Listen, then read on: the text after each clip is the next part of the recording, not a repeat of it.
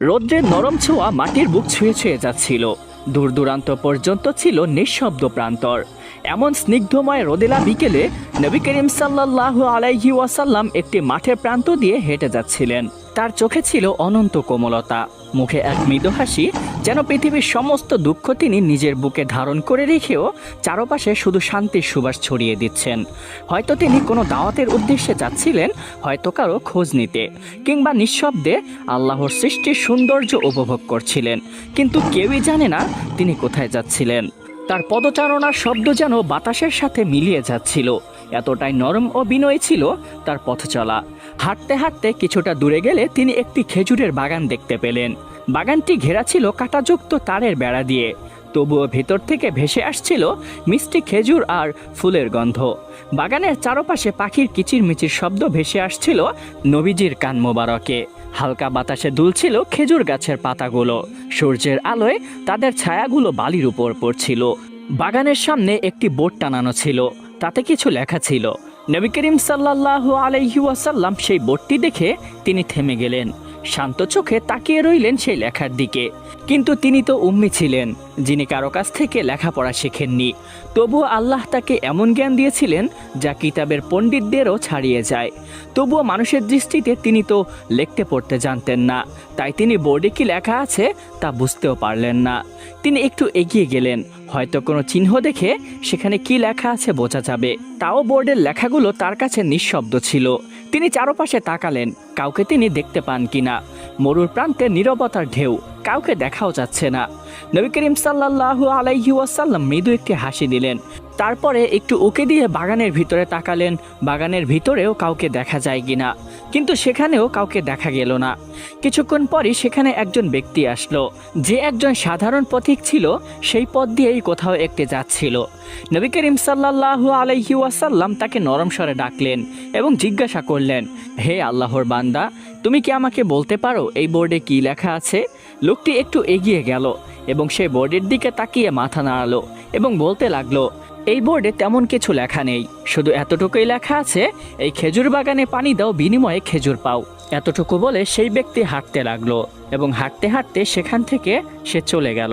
নবী করিম সাল্লাল্লাহু আলাইহি ওয়াসাল্লামের দুনিয়ার প্রতি কোনো চাওয়া বা পাওয়া ছিল না। তিনি ছিলেন এমন এক মানুষ যার অন্তর সম্পূর্ণরূপে আল্লাহর উপর নির্ভরশীল। পৃথিবীর ধন সম্পদ, আরাম, আয়ের, সম্মান কিছুই তার কাছে মূল্যবান ছিল না, কিন্তু তার কোমল হৃদয় সেটা ছিল একান্ত মানবিক ও অত্যন্ত দয়ালু। অন্যদিকে গতকালকে নবী করিম সাল্লাল্লাহু আলাইহি ওয়াসাল্লাম তার দুই নাতির সাথে দেখা করেছিলেন। ছোট্ট ছোট্ট মুখ, শুকনো ঠোঁট, তবুও তাদের কোনো অভিযোগ নেই। ক্ষুধায় কাতর থাকলেও তারা চুপচাপ ছিল, কেমন যেন অভ্যাস হয়ে গিয়েছিল। কিন্তু নবীজির দৃষ্টিতে তাদের সেই লুকিয়ে থাকা মৃদু কষ্ট তার অন্তর ভেদ করে যাচ্ছিল। এই কথাগুলো মনে করার সাথে সাথেই নবীজির হৃদয়টা যেন কেমন গলে গেল। তিনি আল্লাহর কাছে কোনো অভিযোগ করলেন না, কোনো কষ্টের কথাও বললেন না। শুধু দুই কলিজার টুকরা হাসান ও হোসাইনের কথা মনে করে তিনি সিদ্ধান্ত নিলেন তিনি এই খেজুর বাগানে পানি দিয়ে সামান্য খেজুর সংগ্রহ করে তাদের মুখে তুলে দিবেন, তাহলে তার অন্তরটা অত্যন্ত প্রশান্তি পাবে। এটা চিন্তা করে তিনি হাঁটতে লাগলেন এবং ধীরে ধীরে হাঁটতে হাঁটতে সেই বাগানের মালিকের বাড়িতে পৌঁছে গেলেন। ঘরের সামনে গিয়ে নবী করিম সাল্লাল্লাহু আলাইহি ওয়াসাল্লাম নরম ও বিনয়ী কণ্ঠে ডাকতে লাগলেন, হে খেজুরের বাগানের মালিক, আপনি কি বাড়িতে আছেন? ইহুদি দরজা খুলে ঘর থেকে বের হলো। প্রথমে সে অবাক হয়ে তাকিয়ে রইল। সে দেখতে পেল এক অসাধারণ আরব মানুষ, গায়ে সাদা কাপড়, মুখে প্রশান্তির ছাপ, কিন্তু তার চোখের দৃষ্টি যেন গভীর কোনো আলোয় ভরা। মনে হলো যেন সে আমার সামনে একজন কোনো মানুষ নয়, বরঞ্চ কোনো ফেরেশতা দাঁড়িয়ে আছে। নবী করিম সাল্লাল্লাহু আলাইহি ওয়াসাল্লাম তখন তাকে বলতে লাগলেন, হে আল্লাহর বান্দা, আমি তোমার খেজুর বাগানে পানি দিতে চাই। আমি শুনেছি তুমি এই খেজুর বাগানে পানি দিলে তুমি তার বিনিময়ে সামান্য কিছু খেজুর প্রদান করবে। সেই ইহুদি লোকটি এক মুহূর্তের জন্য থেমে রইল। সে অবাক দৃষ্টিতে নবীজির দিকে তাকিয়ে রইল। দোজাহানের বাদশাহ মুহাম্মদ সাল্লাল্লাহু আলাইহি ওয়াসাল্লামকে সেই ইহুদি চিনতে পারল না। সে তখন বলতে লাগলো, তুমি আমার খেজুর বাগানে পানি দিবে? না থাক, আমার কোনো দরকার নেই। তাছাড়া তোমাকে দেখেও তো মনে হয় না তুমি সচরাচর এই কাজ করো। তখন নবী করিম সাল্লাল্লাহু আলাইহি ওয়াসাল্লাম মুখে এক প্রশান্তি নিয়ে একটি মৃদু হাসি দিয়ে বলতে লাগলেন, হে আল্লাহর বান্দা, তুমি চিন্তা করো না, তুমি যদি অনুমতি দাও আমি শুধু চেষ্টা করব। বিনিময়ে যেই খেজুরের প্রতিশ্রুতি তুমি দিয়েছ সেই ততটুকু দিলেই হবে, এর থেকে বেশি আমি কখনোই চাইব না। তখন ইহুদি কিছুক্ষণ চুপ থেকে বলতে লাগলো, আচ্ছা ঠিক আছে, তুমি এতই যখন ইচ্ছা পোষণ করেছ তাহলে তুমি আমার খেজুর বাগানে পানি দিতে পারো। এই বলে সে ঘর থেকে বালতি নিয়ে এসে নবী করিম সাল্লাল্লাহু আলাইহি ওয়াসাল্লামের হাতে দিলেন এবং বলতে লাগলেন, ওই যে বাগানের পাশে দেখতে পাচ্ছ ওইখানে একটি কুয়া রয়েছে, যেখান থেকে তুমি পানি সংগ্রহ করে খেজুর বাগানে দিতে পারবে। নবী করিম সাল্লাল্লাহু আলাইহি ওয়াসাল্লাম তার হাত মুবারকে বালতিটা নিলেন। তার চোখে তখনও শান্তি, কণ্ঠে ধৈর্য, মনে আল্লাহর উপর পূর্ণ ভরসা। বাগানের দিকে পা বাড়ালেন তিনি, আর আকাশ যেন তাকিয়ে রইল সেই দৃশ্যের দিকে, যেখানে এক মহান নবী নিজে ক্ষুধার্ত থাকা সত্ত্বেও তার নাতিদের মুখে খাবার তুলে দিতে চলেছেন, বিনিময়ে সে নিজের শ্রম প্রস্তুত করে রেখেছেন। নবী করিম সাল্লাল্লাহু আলাইহি ওয়াসাল্লাম কুয়ার পাশে দাঁড়ালেন। কুয়ার পানি অনেক গভীরে ছিল, তেমন একটা দেখা যাচ্ছিল না। দেখে মনে হচ্ছিল কুয়াটি শুধু অন্ধকারে পরিপূর্ণ একটি গর্ত। নবী করিম সাল্লাল্লাহু আলাইহি ওয়াসাল্লাম সেই হাতের বালতিটি কুয়ার ভিতরে ফেললেন। ধীরে ধীরে বালতি নিচে গেল। হঠাৎ করে পানির ভিতরে পড়ে যাওয়ার শব্দ হলো। এরপরে নবী করিম সাল্লাল্লাহু আলাইহি ওয়াসাল্লাম যখনই সেই বালতিটি তুলবেন তখনই সেই বালতিটির রশি ছিঁড়ে গেল এবং বালতিটি কুয়ার ভিতরে পড়ে গেল। নবীজি পানি তোলার সময় মুচকি হাসছিলেন, কিন্তু যখনই বালতিটি নিচে পড়ে গেল তিনি থমকে গেলেন। হয়তো তিনি মনে মনে বলছিলেন, ইয়া আল্লাহ, এটা তোমারই পরীক্ষা। অন্যদিকে সেই ইহুদি লোকটি দূর থেকে সব কিছুই দেখছিল। নবী করিম সাল্লাল্লাহু আলাইহি ওয়াসাল্লামের বালতি তোলা, তার বালতি হাত থেকে পড়ে যাওয়া, সব কিছুই সে দূর থেকেই অবলোকন করছিল। নবী করিম সাল্লাল্লাহু আলাইহি ওয়াসাল্লামের হাত থেকে সেই বালতিটি পড়ে গিয়েছে দেখে সে এক দৌড়ে ওই কুয়োর পাশে এসে দাঁড়ালো। তার মুখে ঘৃণার ছাপ, মুখে রাগান্বিত অবস্থা। নবী করিম সাল্লাল্লাহু আলাইহি ওয়াসাল্লামকে সে বলতে লাগলো, এ কি করলে তুমি? আমার বালতিটি তুমি নষ্ট করে ফেললে, কুয়োর ভিতরে ফেলে দিলে। এই বালতিটির দাম জানো? এই বলে সে নবী করিম সাল্লাল্লাহু আলাইহি ওয়াসাল্লামের পবিত্র দেহে একটি আঘাত করলো। নাউজুবিল্লাহি মিন যালিক। সঙ্গে সঙ্গে মনে হলো দুনিয়াটি থমকে গেল, আকাশে যেন বিদ্যুৎ চমকালো, আরশটা যেন কেঁপে উঠল। পুরো বিশ্ব যেন তাকে ধিক্কার দিচ্ছিল এবং বলছিল, তুমি কাকে মেরেছ? তুমি কি জানো এই বিশ্ব নবী? পুরো বিশ্ব যেন তার ধ্বংসের জন্য দোয়া কামনা করছিল। কিন্তু নবী করিম সাল্লাল্লাহু আলাইহি ওয়াসাল্লাম কিছুই বললেন না। চোখ নিচু করে তিনি শান্ত হয়ে তাকিয়ে রইলেন। তিনি কোনো প্রক্রিয়া করলেন না, কোনো প্রতিশোধও তিনি তৎক্ষণাৎ নিলেন না। তিনি শুধু নরম কণ্ঠে বলতে লাগলেন, হে বাগানের অধিপতি, তুমি রাগ করো না, আমি তোমার বালতিটা তুলে আনবো, আমাকে একটিবার সুযোগ দাও। এই কথা শুনে ইহুদি হতবাক হয়ে গেল। সে ভাবছিল, চর মারলে হয়তো মানুষটা পালাবে, হয়তো ঝগড়া করবে, কিন্তু এই মানুষ তো অন্যরকম। তার কণ্ঠে এমন শান্তি, এমন কোমলতা যা পাথরকেও গলিয়ে দিবে। নবী করিম সাল্লাল্লাহু আলাইহি ওয়াসাল্লাম ধীরে ধীরে আবার সেই কুয়ার দিকে গেলেন। তখনই আকাশের উপরে এক অলৌকিক ঘটনা ঘটল। মহান আল্লাহ রব্বুল আলামিন জিব্রাইল আলাইহিস সালাতু ওয়াস সালামকে আদেশ করলেন, হে জিব্রাইল, আমার প্রিয় রাসূলের সাহায্য করো, কুয়ার পানি ভরে দাও আর বালতিটা উপরে তুলে দাও। জিব্রাইল আলাইহিস সালাতু ওয়াস সালাম তৎক্ষণাৎ অবতীর্ণ হলেন, কিন্তু মানুষের চোখে তিনি অদৃশ্য। কুয়ার ভিতরের গভীরের পানি নড়ে চড়ে উঠল, যেন জীবন্ত হয়ে উঠল। হঠাৎ কুয়ার ভিতর থেকে পানি উঠতে শুরু করলো, ধীরে ধীরে, তারপর দ্রুত। মুহূর্তের মধ্যেই পুরো কুয়ো ভরে গেল, পানি উঠে এলো মুখ পর্যন্ত। নবী করিম সাল্লাল্লাহু আলাইহি ওয়াসাল্লাম বিস্ময়ে নয় বরঞ্চ প্রশান্ত হৃদয়ে তাকালেন। এ যেন তার রবের দয়া। তিনি হাত বাড়িয়ে নিলেন, বালতিটা পানির উপরে ভেসে উঠেছে। তিনি সেটা তুলে নিলেন, রশিটা আবার ঠিক করে বাঁধলেন। ইহুদি লোকটি পাশেই দাঁড়িয়েছিল, তার চোখ বিস্ফোরিত হয়ে উঠল, মুখ হা করে রইল। সে নিজের চোখে বিশ্বাস করতে পারছে না যে যেই কুয়ার পানি এত নিচে, যেখানে বালতি হারিয়ে গিয়েছিল, সেটি এখন পানিতে ভরে গিয়েছে আর বালতিটি নিজে থেকেই উঠে এসেছে। নবী করিম সাল্লাল্লাহু আলাইহি ওয়াসাল্লাম বালতিতে পানি নিয়ে ধীরে ধীরে সেই বাগানের দিকে এগিয়ে গেলেন। তারপরে তিনি প্রত্যেকটি গাছের গোড়ায় পানি ঢালতে লাগলেন। একটি, দুটি, তিনটি, এভাবে সব গাছের গোড়ায় পানি দিলেন। ইহুদি হতবাক হয়ে গেল। এত অল্প সময়ে সমস্ত গাছের গোড়ায় পানি পর্যাপ্ত পরিমাণে হয়ে গিয়েছে, এটি সে বিশ্বাস করতে পারল না। তার মুখে সূর্যের আলো পড়ছে আর তার তার মনে হচ্ছে পুরো বাগানটাই যেন নূরের আলোয় আলোকিত হয়ে উঠেছে। বাগানে পানি দেওয়া শেষ করে নবী করিম সাল্লাল্লাহু আলাইহি ওয়াসাল্লাম সেই ইহুদির কাছে এলেন এবং কোমল কণ্ঠে বলতে লাগলেন, হে বাগানের অধিপতি, এই নাও তোমার বালতি এবং আমার সেই প্রাপ্য খেজুরগুলো এবার দিয়ে দাও।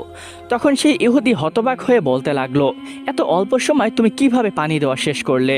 তুমি অবশ্যই কোনো সাধারণ ব্যক্তি নও, তুমি এখানে অপেক্ষা করো, আমি তোমার জন্য ঘর থেকে খেজুর নিয়ে আসি। এই বলে সে তাড়াহুড়া করে ঘরের দিকে রওনা হলো। ইহুদি হাঁটতে লাগলো এবং ভাবতে লাগলো, একজন মানুষ যাকে আমি মাত্রই থাপ্পড় মারলাম, সে আমার বাগানে পানি এত অল্প সময় দিয়ে দিল এবং প্রাকৃতিকভাবে তাকে সাহায্য করা হলো। আমি তাকে থাপ্পড় মেরে কোনো ভুল করিনি তো? কিন্তু তারপরেও অহংকার আর দম্ভ তাকে নিশ্চুপ করে দিল, যার কারণে সে ক্ষমা প্রার্থনাও করল না। অবশেষে ঘর থেকে খেজুর নিয়ে নবী করিম সাল্লাল্লাহু আলাইহি ওয়াসাল্লামের হাতে দিলেন। নবীজি খেজুর নিয়ে তার নাতি নাতনিদের খাওয়ানোর জন্য রওনা হলেন তার কলিজার টুকরা মেয়ে ফাতেমা রাদিয়াল্লাহু তাআলা আনহা এর ঘরের দিকে। তার হাতে সামান্যই কয়েকটি খেজুর, কিন্তু অন্তরে ছিল অফুরান্ত খুশি। তার হাতে ছিল বরকতের ছোঁয়া, তার চেহারায় এক অনন্ত প্রশান্তি। নবী করিম সাল্লাল্লাহু আলাইহি ওয়াসাল্লামকে দেখে মনে হচ্ছিল দুনিয়াতে সবচাইতে বেশি প্রভুর প্রতি প্রশান্তি তার ভিতরে রয়েছে। তিনি ধীরে ধীরে হাঁটতে হাঁটতে তার কলিজার টুকরা মেয়ে ফাতেমা রাদিয়াল্লাহু তাআলা আনহা এর বাড়ির দরজায় গিয়ে পৌঁছালেন। তিনি নরম কণ্ঠে সালাম দিয়ে বলতে লাগলেন, হে ফাতেমা, দরজা খোলো। ফাতেমা রাদিয়াল্লাহু তাআলা আনহা ছুটে দরজার কাছে এসে সালামের উত্তর দিলেন। তারপরে নবী করিম সাল্লাল্লাহু আলাইহি ওয়াসাল্লামের মুখের দিকে তাকিয়ে বলতে লাগলেন, হে আমার প্রিয় আব্বাজান, আপনি এত দেরি করলেন কেন? নবী করিম সাল্লাল্লাহু আলাইহি ওয়াসাল্লামের মুখে এক অনন্ত হাসি। তিনি বলতে লাগলেন, মা, আজ তোমার এবং তোমার সন্তানদের জন্য আমি কিছু নিয়ে এসেছি। এটা বলা মাত্রই তিনি তার হাতের খেজুরগুলো সামনে ধরলেছে, কিন্তু সেই আলো ছিল আল্লাহর বরকতের আলো। ফাতেমা রাদিয়াল্লাহু তাআলা আনহা অবাক হয়ে তাকালেন, চোখে পানি এসে গেল। তিনি জানতেন তার পিতা দুনিয়ার সম্পদ চান না, তবুও তার সন্তানদের জন্য এত কষ্ট করেছেন। নিশ্চয়ই খেজুরগুলো কোথাও থেকে কষ্ট করে উপার্জন করে এনেছেন, না হলে হয়তো কারো খেজুর বাগানে পানি দিয়ে তিনি সেখান থেকে এই খেজুরগুলো বিনিময় হিসেবে এনেছেন। নবী করিম সাল্লাল্লাহু আলাইহি ওয়াসাল্লাম তখন তার চারপাশে তাকিয়ে বলতে লাগলেন, হে ফাতেমা, হাসান আর হোসাইন কোথায়? ওদের তো দেখতে পাচ্ছি না। তখন ফাতেমা রাদিয়াল্লাহু তাআলা আনহা একটু হাসলেন, কিন্তু সেই হাসির ভিতরে ছিল অফুরন্ত মায়া এবং কষ্ট। তিনি বলতে লাগলেন, হে আব্বাজান, ওরা তো একটু আগে খেলতে গিয়েছে, ওই পাথরের দিকে গিয়েছিল, এতক্ষণ ধরে অপেক্ষা করছি, ওরা এখনো আসেনি।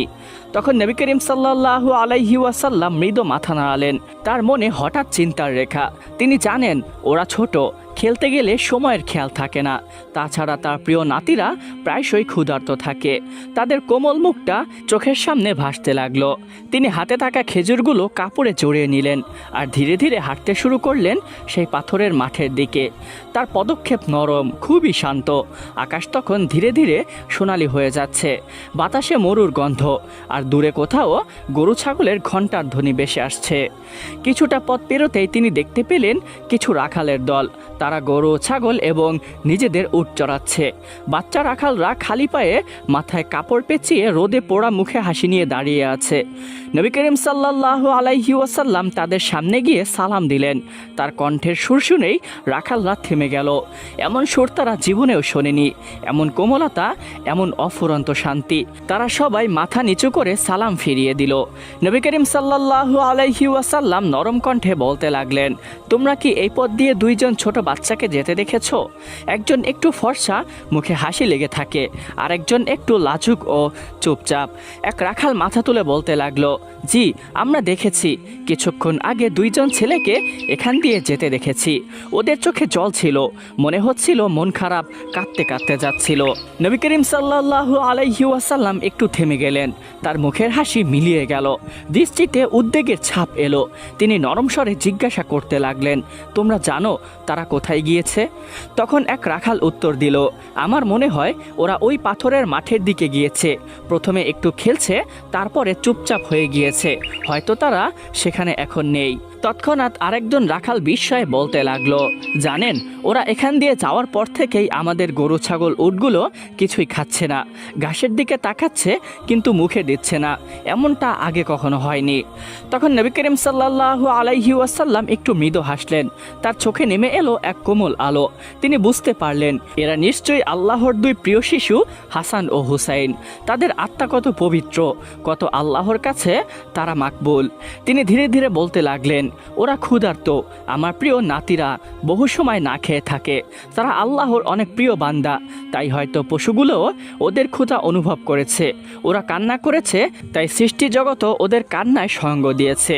এই বলে সেই গবাদি পশুগুলোর দিকে নবী করিম সাল্লাল্লাহু আলাইহি ওয়াসাল্লাম দৃষ্টিপাত করে বলতে লাগলেন, হে গরু ছাগল উটসমূহ, তোমরা এখন খাবার খাও, ওরা এখন আর ক্ষুধার্ত থাকবে না। এই বলে তিনি চোখ তুলে দূরের দিকে তাকালেন, যেখানে বড় বড় পাথর সারি বেঁধে আছে, আকাশের নিচে হালকা ছায়া পড়েছে।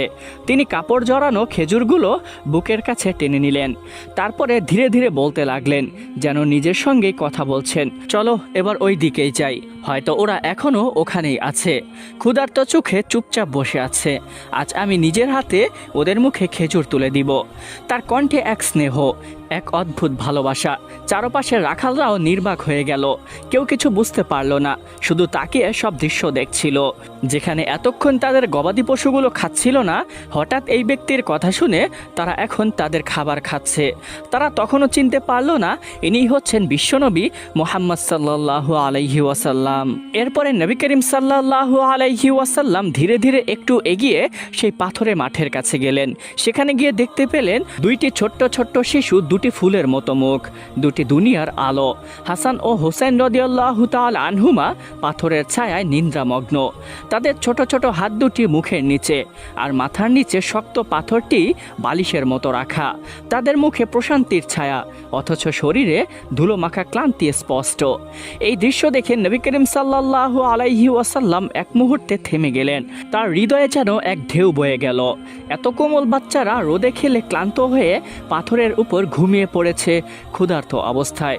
নবী করিম সাল্লাল্লাহু আলাইহি ওয়াসাল্লাম তাদের কাছে গিয়ে ধীরে ধীরে হাঁটু গেড়ে বসলেন, হাত রাখলেন তাদের মাথায়।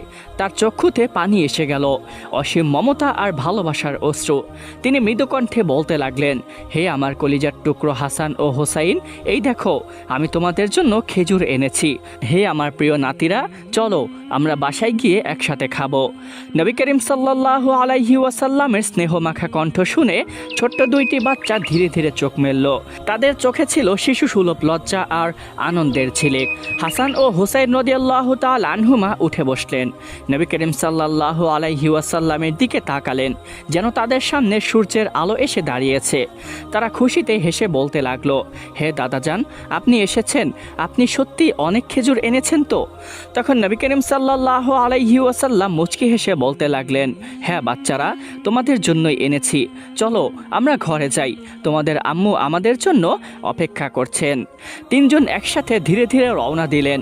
নবী করিম সাল্লাল্লাহু আলাইহি ওয়াসাল্লাম মাঝে এবং দুই পাশে হাসান ও হুসাইন রাদিয়াল্লাহু তাআলা আনহুমা। দুইজনের ছোট্ট ছোট্ট হাত নবীজির হাতে, বাতাসে এক মিষ্টি প্রশান্তি, যেন পুরো পৃথিবী তাদের ভালোবাসা অনুভব করছে। পথে হাঁটতে হাঁটতে নবী করিম সাল্লাল্লাহু আলাইহি ওয়াসাল্লাম তাদের মাথায় হাত বুলিয়ে দিচ্ছেন এবং বলছিলেন, হে হাসান ও হোসাইন, তোমরা আমার চোখের আলো। যখন তারা ফাতেমা রাদিয়াল্লাহু তাআলা আনহা এর ঘরে পৌঁছালো, তখন ফাতেমা রাদিয়াল্লাহু তাআলা আনহা দরজার সামনে দাঁড়িয়েছিলেন। নবী করিম সাল্লাল্লাহু আলাইহি ওয়াসাল্লামকে দেখে তার মুখ উজ্জ্বল হয়ে উঠল। তিনি হাসান ও হুসাইনকে জড়িয়ে ধরলেন। তখন নবী করিম সাল্লাল্লাহু আলাইহি ওয়াসাল্লাম বলতে লাগলেন, হে ফাতেমা, ঘরে চলো, আমরা সবাই আজ একসাথে খাবো। তখন ঘরে গিয়ে বলতে লাগলেন, হে ফাতেমা, এক কাজ করো, তুমি দুইটি হাসানকে দাও এবং দুইটি হোসাইনকে, এবং দুইটি নিজে নাও, আর দুইটি আমাকে দিয়ে বাকি দুইটি তোমার স্বামী আলীর জন্য রেখে দাও। ফাতেমা রাদিয়াল্লাহু তাআলা আনহা বিনয়ের সঙ্গে খেজুর ভাগ করে দিলেন। নবী করিম সাল্লাল্লাহু আলাইহি ওয়াসাল্লাম তাদের মুখের দিকে তাকিয়ে তৃপ্তির হাসি হাসলেন। তার চোখে তখন এক অদ্ভুত শান্তি, যে শান্তি শুধু ভালোবাসায় পাওয়া যায়। এক মুহূর্তের জন্য ঘরের বাতাস থেমে মনে হলো যেন ফেরেশতারাও নিঃশব্দে তাকিয়ে আছে এই মধুর দৃশ্যের দিকে। এক নবী, তার কন্যা আর তার দুই নাতি সবাই একসাথে ঘরে বসে খেজুর ভাগাভাগি করে খাচ্ছেন। যদিও খেজুর অল্প, তারপরেও ভালোবাসার, করুণা আর নবীজির পারিবারিক স্নেহের এক চিরন্তন চিত্র হয়ে ইতিহাসের অমর হয়ে গেল।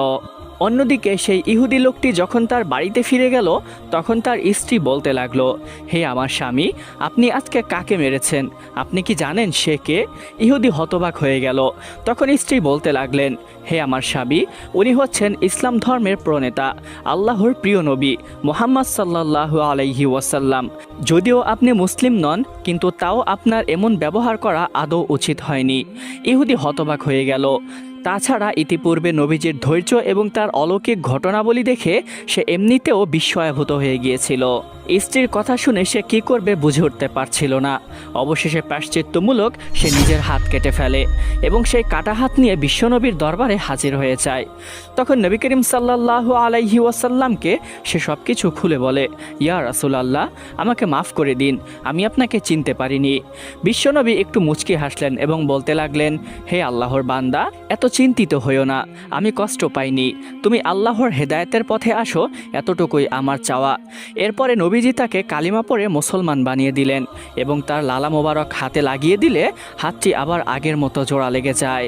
মদিনার শান্ত রাস্তায় এক ভোরের বেলায় সূর্য উদিত হচ্ছিল।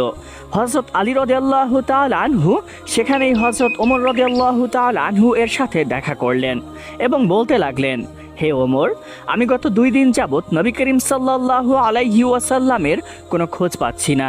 তুমি কি তাকে কোথাও দেখেছো? তখন হযরত ওমর রাদিয়াল্লাহু তাআলা আনহু অবাক চোখে বলতে লাগলেন, হে আলী, তুমি ঠিকই ধরেছো। গত 2 দিন যাবৎ আমিও খোঁজাখুঁজি করছিলাম, কিন্তু কোথাও পেলাম না। আমি ভেবেছি তিনি হয়তো সফরে গিয়েছেন। এভাবেই নবীজির ব্যাপারে জিজ্ঞেস করার পরে তাদের উভয়ের হৃদয় মনমরা এবং উদ্বিগ্ন হয়ে উঠল। দুজনেই তখন নবী করিম সাল্লাল্লাহু আলাইহি ওয়াসাল্লামের বাড়ির উদ্দেশ্যে রওনা হলেন। তারা ভেবেছিলেন হয়তো নবীজি অসুস্থ হয়ে পড়েছেন, কিন্তু বাসায় গিয়েও দেখলেন নবীজি বাসায় নেই। কিছুতেই তারা বুঝতে পারছিলেন না তিনি কোথায় গিয়েছেন। এই উদ্বেগ তাদের মনে গভীর দুশ্চিন্তা সৃষ্টি করল। তাদের পরবর্তী পদক্ষেপ ছিল নবী করিম সাল্লাল্লাহু আলাইহি ওয়াসাল্লামের বিরোধীদের কাছে যাওয়া। হয়তো কেউ তাকে আটকে রেখেছে বা কেউ কোনো ক্ষতি করেছে। তাই হযরত আলী এবং ওমর রাদিয়াল্লাহু তাআলা আনহুমা দুজনে দৃঢ় হয়ে গেলেন এবং বিদ্বেষ পোষণকারী ব্যক্তিবর্গের কাছে গিয়ে হুমকির স্বরে জিজ্ঞাসা করতে লাগলেন, হে লোক সকল, আমাদের বিশ্বনবী কোথায়? আমরা আশঙ্কা করছি যে তোমরা নবীজির কোনো ক্ষতি করেছ।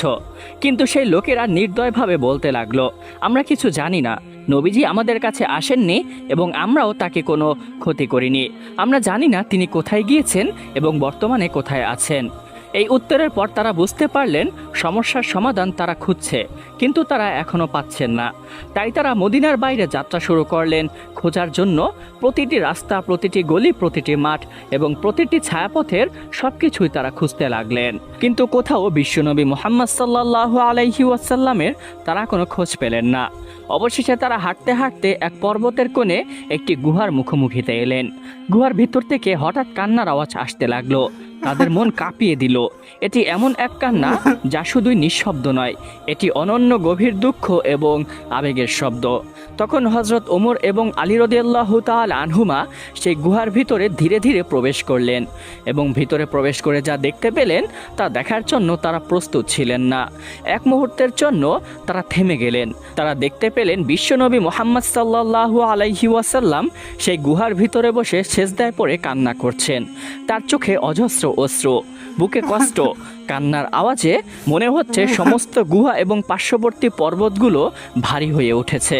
চিৎকার করছেন এবং দোয়া করছেন, হে আল্লাহ, আমার উম্মতকে ক্ষমা করে দাও, আমার উম্মতকে হিদায়াত দাও, তাদেরকে তুমি ভুল থেকে রক্ষা করো। হযরত আলী এবং উমর রাদিয়াল্লাহু তাআলা আনহুমা নবীজির দিকে এগিয়ে গেলেন। তারা দুজনেই নবীজিকে ডাকতে লাগলেন, ইয়া রাসূলুল্লাহ, হে আল্লাহর নবী, উঠে আসুন, আমরা এখানে আছি, আল্লাহ আপনার উম্মতকে ক্ষমা করে দিবেন, আমরা আমাদের দুজনের জীবনকে আপনার উম্মতের জন্য উৎসর্গ করে দিব, ইয়া রাসূলুল্লাহ, আপনি দয়া করে উঠে আসুন।